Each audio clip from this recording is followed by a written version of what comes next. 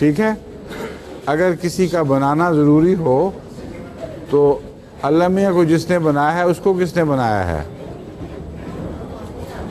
سمجھیو؟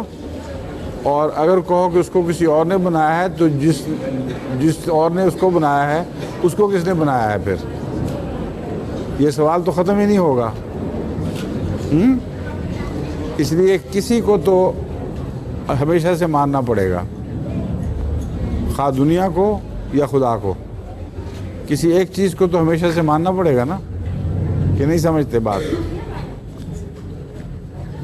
دیکھو اگر فرض کرو تمہیں یہ بچوں نے کہا ہوگا نا بتاؤ اللہ میاں کو کس نے بنایا، تم یہ جواب دے سکتے ہو کہ چلو چھوڑ دو اللہ میاں فرض کرو نہیں ہے، ہیں یہ دنیا ہے نا ہمیشہ سے، پھر تو دنیا کو کسی نے نہیں بنایا، یہ ہمیشہ سے ہوگی نا پھر۔ تو اگر دنیا ہمیشہ سے ہو سکتی ہے تو اللہ کیوں نہیں ہمیشہ سے ہو سکتا؟